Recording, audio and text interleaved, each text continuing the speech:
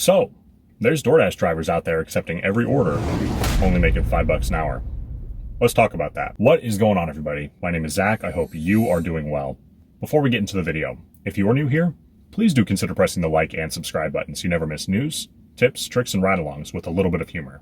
I've been driving for DoorDash for about 3 years now, long enough to know when I'm hearing bad advice, and unfortunately, there's a lot of bad information flooding the community right now. I'm not making this video to ruffle any feathers or to make anybody mad, but I haven't grown this channel by keeping my opinions to myself, and clearly there's at least one person out there that needs to hear this. Now, I don't have a Reddit account myself, but from time to time I will read certain subreddits. Yesterday morning, I stumbled upon a post on r/DoorDash that I wanted to respond to. Let me read you the post. It's titled, "I'm averaging $5 an hour in Utah." The post says, "I took a huge pay cut for a new job and decided to supplement my income with DoorDash. I've been delivering for a few days in the Ogden and Layton area and taking every order to keep my acceptance rate at 100%. DoorDash has me delivering far away with travel time only giving me 2 orders an hour. I'm starting to think it's pointless and I should give up my freedom and get a second job instead." Now, before I give my advice and opinions on this, pause the video and share a piece of advice in the comment section below that you would tell a new driver in a similar situation. Okay, that post hits close to home, both metaphorically and quite literally. I used to live in one of the cities that this post mentioned, so I know that market incredibly well. Now, in the interest of full disclosure, I haven't personally driven in this market. I only lived there for years and know the demographic. Having said that, my dad did drive for DoorDash in that market, so I reached out to him to make sure the information I'm sharing in this video is accurate. Now, there's been a lot of talk lately about Top Dasher and accepting every order, but clearly, that approach is not working for this person. I'd like to paint a picture of the market that this person drives in. This person mentioned 2 different cities, and I happen to know that those cities are in 2 different counties. So for the sake of this video, I'm going to be focusing on the Weber County, Ogden area specifically. The county that this driver is in has a population of 267,000 people, and the city itself has a population of 87,000 people. Now, that's not including all of the smaller towns dotted around the county. In Utah, in that specific area, it's city, city, city, city, city. Whereas here, it's city, some trees, city, some trees.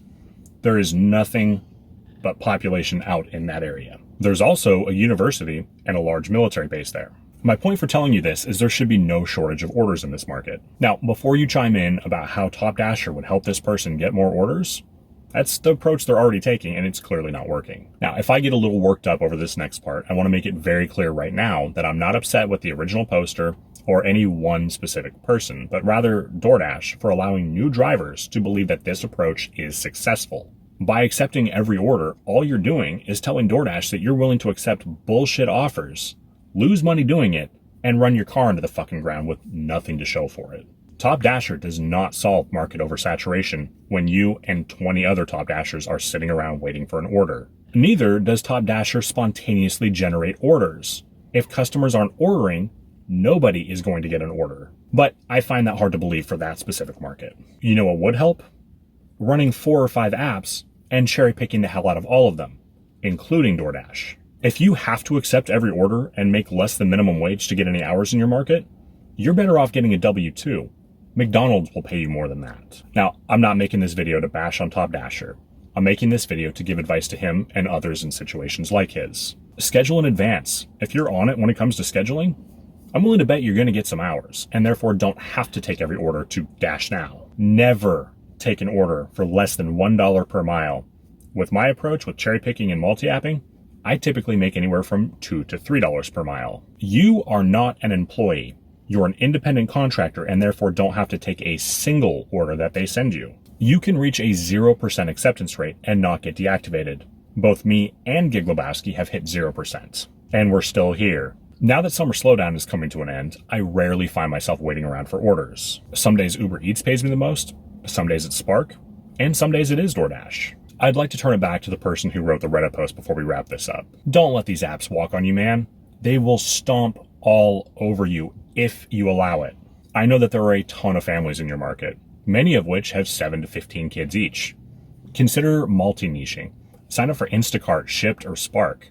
There's plenty of families out there who are busy who would like their groceries delivered. You'd have no shortage of orders. Also, I know the Ogden area has some extremely sketchy areas. If at any point you feel unsafe during a delivery, unassign it.